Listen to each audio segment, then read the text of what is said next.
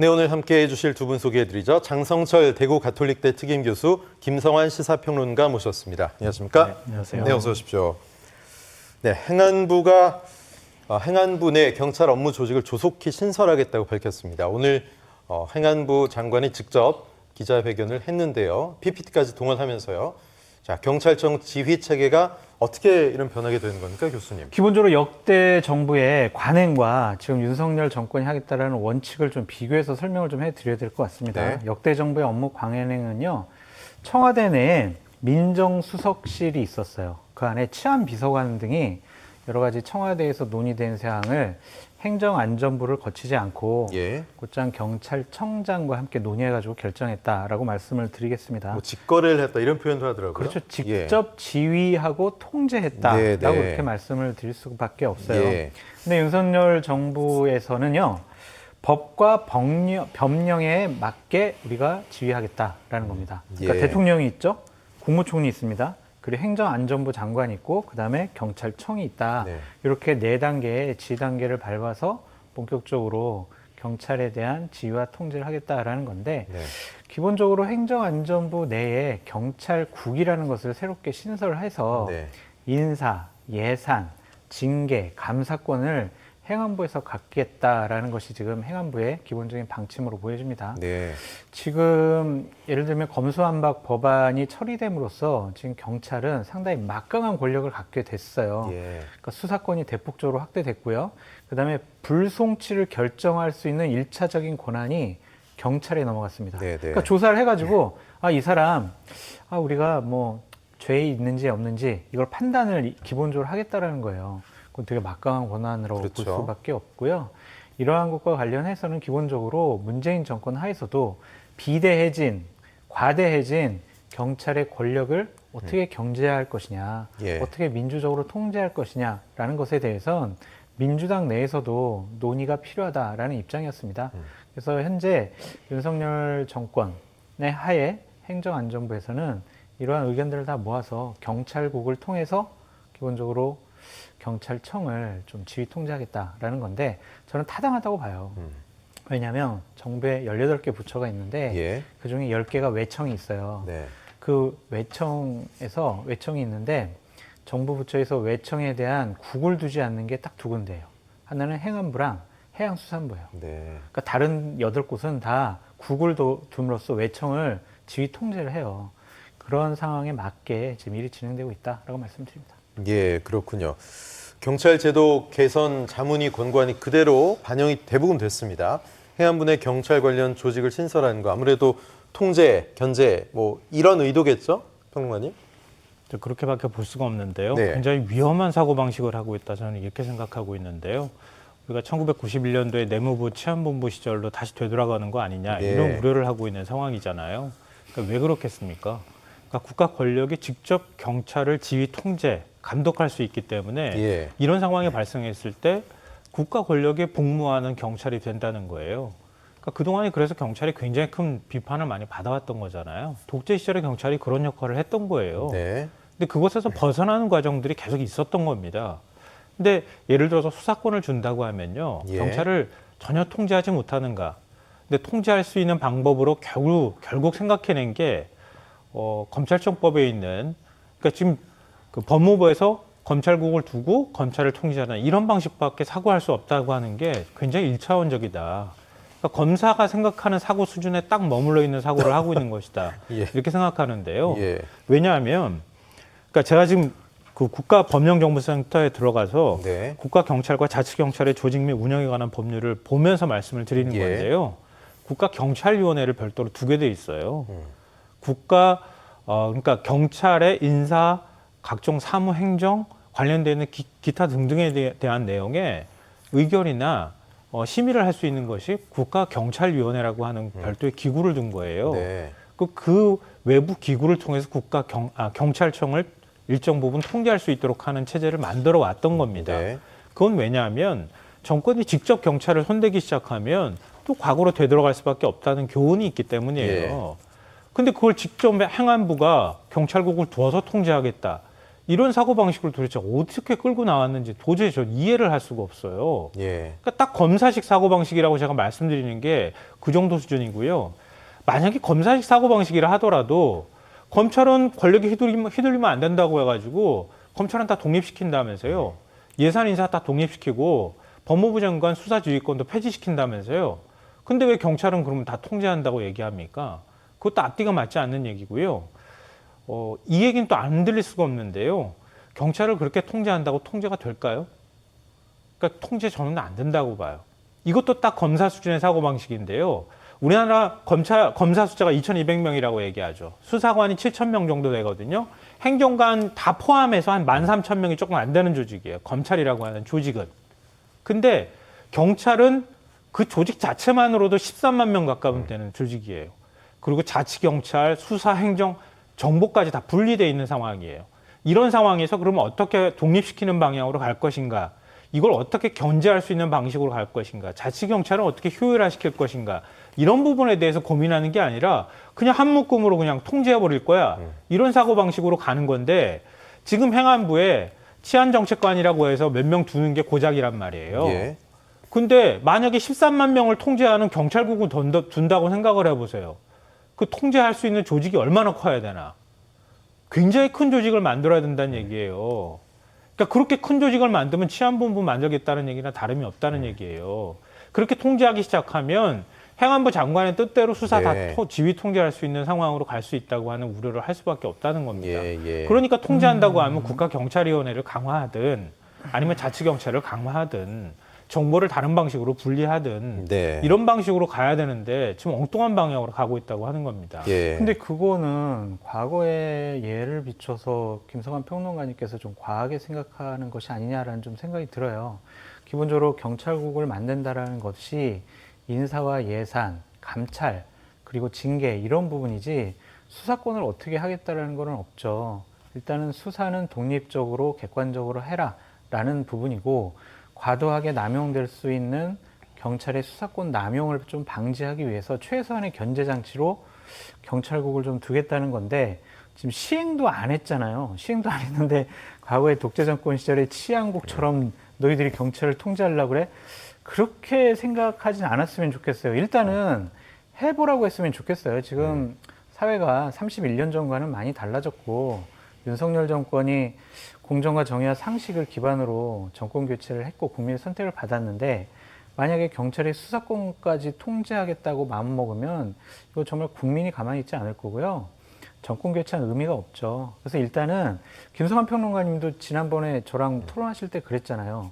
검수한박 법안을 통해서 여러 가지 권한이 수사 권한이 경찰로 넘어가니까 과도해진 경찰의 권력과 수사권은 어느 정도 좀 견제해야 될 필요가 있다. 그 예. 제도적인 장치를 마련해야 된다라고 분명히 말씀하신 걸로 기억을 하는데 그런 차원에서 이것이 좀 진행되지 않았을까라고 선의로 좀 일단 해석을 하는 것이 어떨까 싶어요. 네. 근데 짧게 해주시죠. 네, 통제하는 방법 필요해요. 근데 제가 그래서 말씀드렸던 거잖아요. 과거 독재 시절로 거슬러 올라가는 게 통제의 방식이냐. 그건 아니죠. 네. 그러면 어떻게 효율적으로 통제할 것이냐, 어떻게 상호 견제할 것이냐.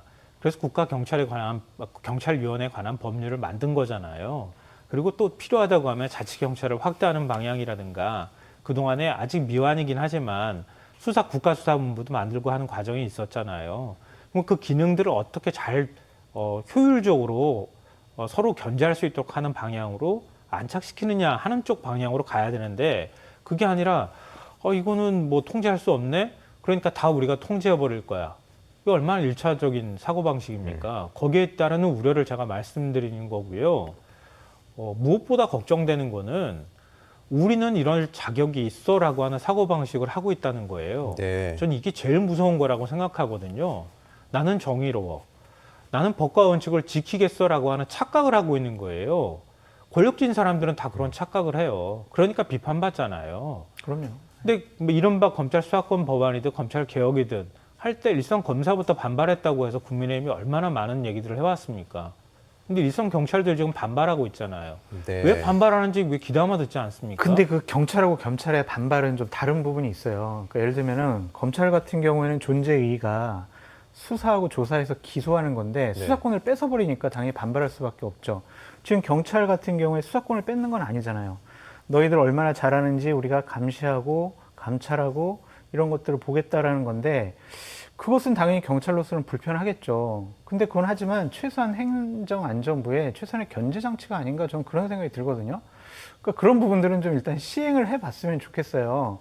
그래서 또 다른 여러 가지 문제점과 부작용이 나타나면 고치더라도 지금 최소한의 견제장치를 너희들은 수사권까지 통제하려고 하는 것이야 라고 주장을 하시면서 공격하는 것은 조금 좀 과하지 않나? 그래서 제가 위험하다고 말씀드린 거예요. 우린 선의로 하고 있는데 왜 비판하는 거야? 네. 선의로 하고 있는 거 결과 지켜보고 말해라고 하는 게 굉장히 위험하다는 근데 말씀을 수사권에 대한 거고요. 어떤 통제 방안은 아니, 없잖아요. 그래서 이게. 지금 제도 개선 자문위에서 이 부분에 대한 논의를 했잖아요. 얼마나 논의했습니까? 공청회 한번 했어요.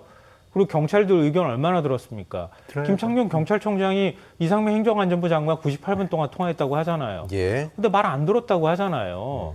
경찰 의견 얼마나 수용했습니까? 네. 얼마나 그러면 통제할 수 있는 방법에 대해서 고민했습니까? 예, 예. 몇 명이 모여서 검사 출신 사람들 들어가고 난 다음에 뚝딱뚝딱 해서 그냥 내놓고 우린 통제할 거야.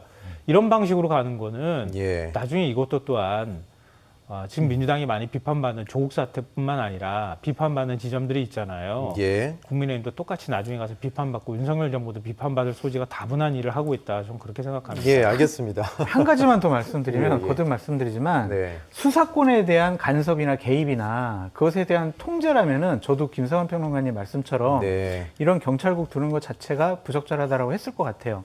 근데 하지만 수사권에 대한 것은 확실하게 객관적으로 독립적으로 보장을 하겠다는 것이고 그것에 대한 남용 여부가 있는지 감찰을 통한 징계를 통해서 견제하겠다고 하는 거니까 네. 그래 한번 지켜보시죠. 예. 네, 뭐 이게 논쟁이 길어지긴 하는데요. 예. 그러면은요 국회 차원에서 네. 정부 조직법 바꿔서 하세요. 민주당이 시행령- 지금 원구성 협상에 시행령 참석을 안 정말 하시고 두 분이 바꾸신 게 하지 아니기 말고. 때문에. 예.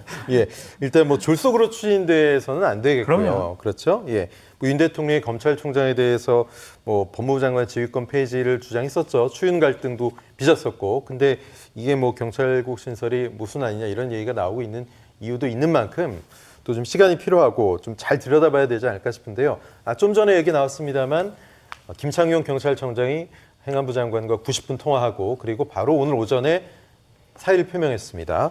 자, 역시 뭐 경찰 통제 강화에 대한 반발 임기가 한 달도 안 남았는데요. 그렇죠. 지금 일선 경찰분들이 뭐 1인 시를 통해서 이러한 경찰국이 뭐 구성된다는 것에 대해서 반대하는 입장을 밝혔었고 네. 또한 본인은 조직의 수장으로서 그러한 후배들의 반발에 대해서 책임을 지는 모습 또 권력이 나를 좀 불편하게 생각하는 거 아니야? 나는 문재인 정권 하에서 예. 경찰청장으로 임명됐으니까 새로운 정권이 탄생했으니 내가 뭐 임기 한 달 정도 남았더라도 미리 그냥 그만두는 게 어떨까라는 생각인 것 같습니다. 근데 이거에 대해서도 또 정치적 자기 정치하는 거다 이렇게 비판들 하더라고요. 일부에서. 글쎄요, 뭐 경찰청장이 뭐 자기 정치를 뭐 하겠어요. 그래서 그분이야 뭐 경찰청장 그만두고 나면 예. 현실적으로 정치할 수 있는 것은 2024년도에 민주당 공천을 받아서 네. 정치하는 거일 텐데 그것까지 우리가 예측하기는 좀 무리가 있다라고 보여지고요. 예. 근데 사의만 표명했지 네. 아직 정식적으로 의원 면직서를 제출하지 않았어요. 그러니까 일단 보통 우리 대통령은 사표라고 그러죠. 수리했다고 하던데요. 지금? 수리했다고 합니까? 예, 뉴스에 그렇게 나왔습니다. 제가 듣기로는 사의 표명만 했기 때문에 아, 예, 정식적으로 의원 면직서를 제출하면 예. 법과 원칙에 따라서 내가 처리하겠다라고 네. 했지 아직 사표는 제출 안 하고 네. 그냥 휴가를 가버리셨다고 하더라고요. 예. 그래서 어쨌든 법과 원칙을 중요시하는 윤석열 대통령이기 때문에 예. 사표가 내면 우리가 수리 여부를 판단하겠다라는 것 네. 같습니다. 예. 기본적으로 국민을 위한 검찰이 되어야 한다라는 네. 일성을 남겨놓고 김창룡 경찰청장이 지금 사표를 내긴 했는데요. 어쨌든 경찰의 통제 방안은 신중하게 접근돼야 된다라고 지금 행안부 장관에게 더욱더 확실하게 본인의 입장을 내세운 것 같습니다. 예. 아무래도 뭐 임기가 얼마 안 남았더라도 이러한 입장을 갖고 있다면 네. 경찰청장으로서 일하기가 쉽지 않았을 것 같다라는 예. 생각이 듭니다. 뭐 사의를 김창룡 청장이 표명했으니까 이제 차기 경찰청장이 누구냐 하마평이 나오고 있습니다. 치안 총감 한 명이죠. 치안 정감이 이제 6분, 7분인데 한 분은 국수본부장 임기가 있는 분이기 때문에 6분 정도 중에서 한 분이 된다 이런 얘기들이 나오고 있는데요. 누가 되더라도 좀 쉽지 않겠네요, 김성환 평론가님. 이미 뭐 다 면접까지 보고 했잖아요. 짜고 친 거예요? 네. 그러니까 치안정감 승진할 때 이미 네. 면접까지 다 봤잖아요. 윤희근 차장 얘기하시는 거죠? 네, 면접 예. 아니 전부 다 면접 보고 예, 예. 승진시켰잖아요. 승진시킨 예. 사람 중에서 그 중에서 한 명 골라내는 건데 내가 다 면접 본 사람들이다라고 행안부 장관이 그렇게까지 얘기하고 있는 사람들이 올라가는데 누가 올라가든 뭐 전부 뭐라고 할까요? 친윤석열계 경찰 수장이다. 뭐 이런 예. 얘기 안 듣게 생겼나 네. 이런 생각이 들고요.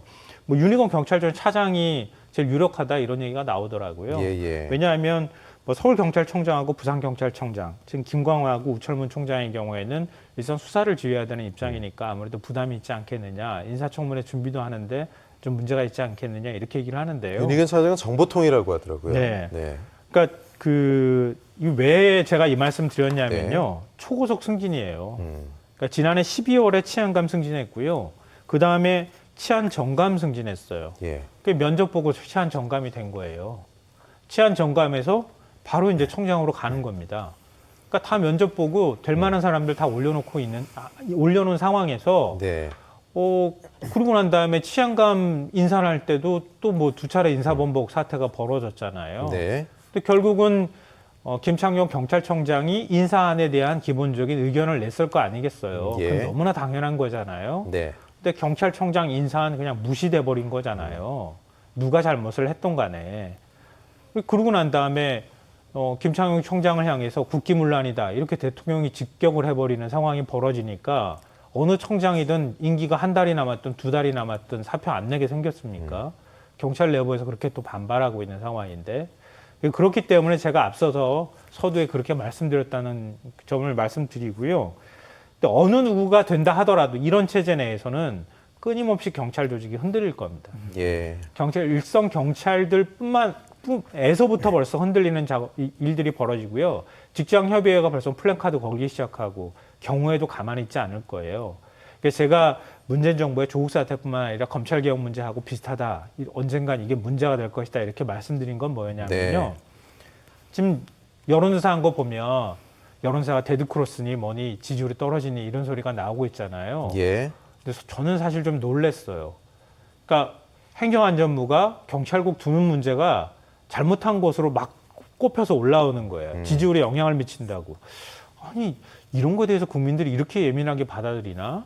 이렇게까지 반발하거나 논란이 됐던 거는 아니었는데 네, 네. 라고 생각했는데 좀 저는 의외였거든요. 좀 구체적인 사안이잖아요. 네. 그렇죠? 예. 근데 이런 부분에 대해서 여론이 반영되기 네. 시작한다는 네. 거예요.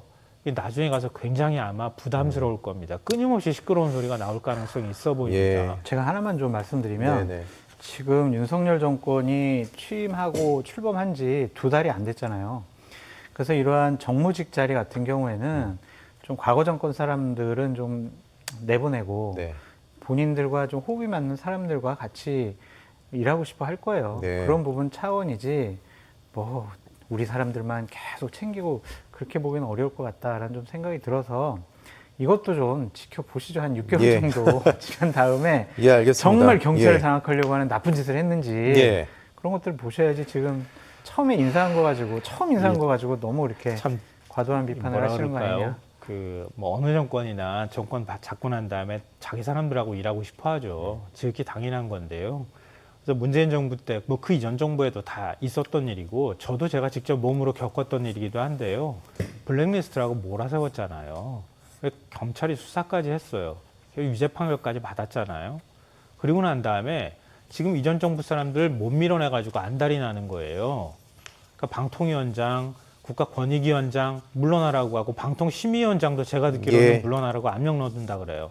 경찰청장, 뭐 나머지 검사들이 쫙 들어가가지고 전부 다 장악하고. 네. 그리고 공공기관들 전부 방망경영하고 있다고 하는 거. 사실 한꺼풀 들여다가 속내 보면 공공기관장도 물러나라는 소리예요.